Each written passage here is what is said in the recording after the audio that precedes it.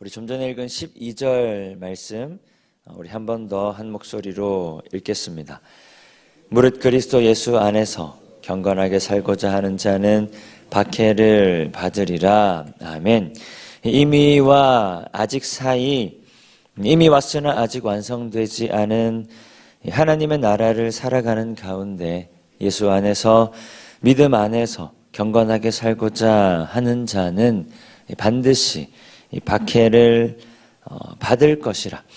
예수 믿지 않은 수많은 사람들, 또 예수 믿는 자를 미련하다 하는 수많은 사람들 가운데 예수 믿는 자로 살아가는 이들은 반드시, 경건하게 살아가려 하는 이들은 반드시 어려움을 마주할 것이라 말씀하고 있습니다. 특히 바울은 자신이 경험한 숱한 많은 경험들을 들어 디모데의 마음을 강하게 하고 있습니다. 바울이 경험한 일들은 단순히 손해보고 손가락질 당하는 정도의 일들이 아닙니다. 때로는 매를 맞기도 하고, 그리고 때로는 쫓겨다니기도 했습니다. 억울한 모함을 견뎌야 하기도 했고, 그리고 감옥에 갇히기도 했습니다. 또 목숨을 잃을 뻔한 일까지. 그렇게 무릇 그리스도 예수 안에 경건하게 살고자 하는 자라면 누구나 박해를 받을 것이라 말씀하고 있습니다. 이 말을 바꾸어서 이야기하면 박해를 받지 않는다는 것은, 예수 믿는다는 이유로 곤란을 경험하지 않는다는 것은 경건하게 살지 않는 것이다. 예수 믿는다는 이유로 다른 이들보다 더 많은 것을 감당하지 않는다는 것은, 예수 믿는다는 이유로 더 참지 않고 더 양보하지 않는다는 것은, 더 수고하지 않는다는 것은 경건하게 살지 않는 것이다. 경건하게 살려 하는 자라면 반드시 곤란을 마주하게 될 것이다.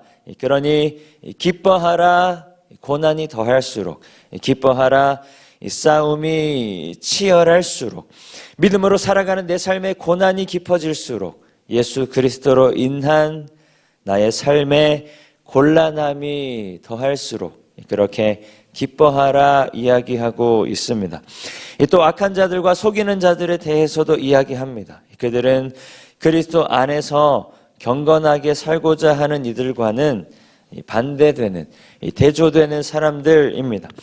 속이는 자들의 원어적인 뜻은 슬피 애곡하는 사람이라는 뜻입니다. 요즘에는 없지만 옛날 장례식계는 있었던 대신 애곡해주는 사람을 이야기합니다. 결코 슬프지 않음에도 불구하고 돈을 받았기 때문에 애곡하는 사람들, 돈을 위해 슬퍼하는 것처럼 위장하는 사람들을 말합니다. 즉, 믿음은 없으나 다른 이유들로 믿음이 있는 척하는 사람들, 곧 경건의 능력은 없으나 경건의 모양만 있는 자들을 이야기하고 있는 것입니다.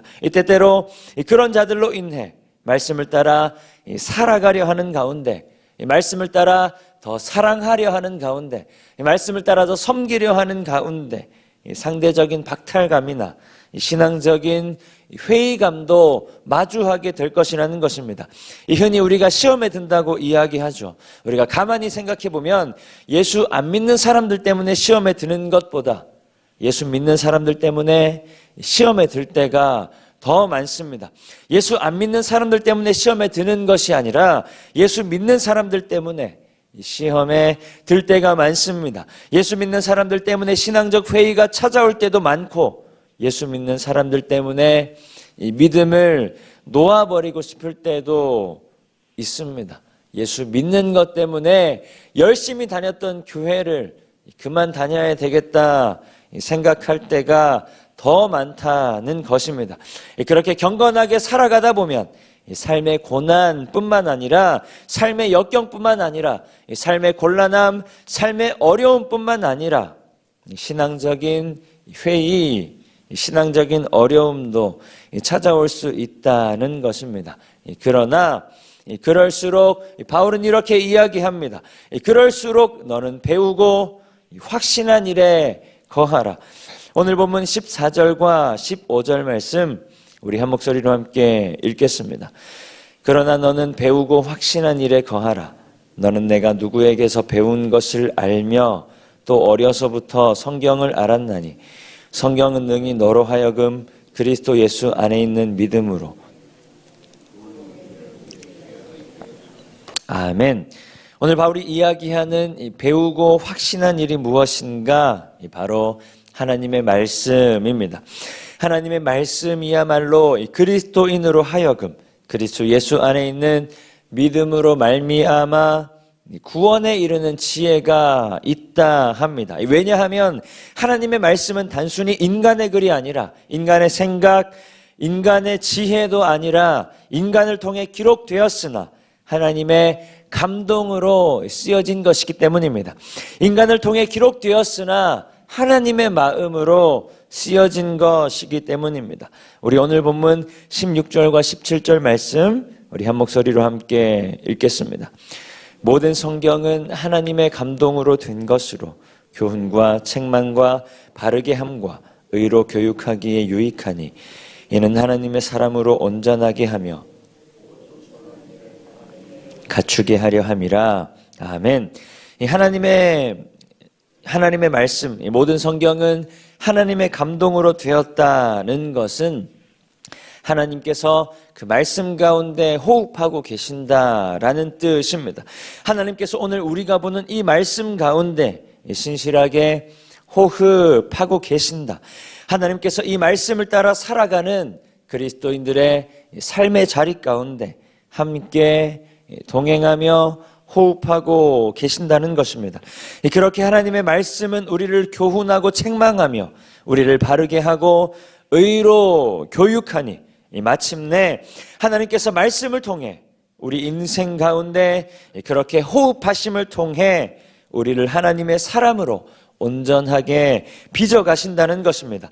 그렇게 그리스도인으로 마주하는 세상의 고난과 역경 속에서도 그리고 또 이따금씩 찾아오는 신앙적인 회의감 속에서도 말씀 가운데 호흡하시는 하나님으로 말미암아 경건한 자로 이 모든 선한 일을 행할 능력을 두루 갖추게 하신다라는 것입니다.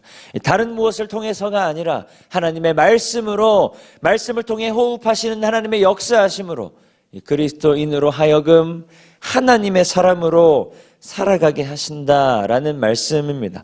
그렇게 오늘도 우리에게 허락하신 말씀을 통해 우리와 함께 호흡하시는 하나님을 경험하는 모든 성도님들 되시기를 축복합니다. 삶의 자리 가운데 고난이 거세질수록 그리고 예수 믿는 것 때문에 억울함이 반복될수록 신앙적인 회의가 짙어질수록 하나님의 말씀을 붙들고 다른 것들이 아니라 하나님의 말씀을 붙들고 그 말씀을 통해 우리에게 역사하시는 하나님을 신뢰하며 오늘도 말씀을 붙들고 승리하는 모든 성도님들 되시기를 축복합니다. 이 말씀 붙들고 하나님의 온전한 사람으로 선을 행하는 이 말씀을 붙들고 우리의 삶 가운데 신실하게 역사하시고 호흡하시는 그렇게 호흡하심으로 우리의 삶을 붙드시고 우리의 삶을 인도하시는 하나님을 경험하는 모든 성도님들 되시기를 축복합니다. 이 시간 말씀을 붙들고 우리 함께 기도하며 나가도록 하겠습니다.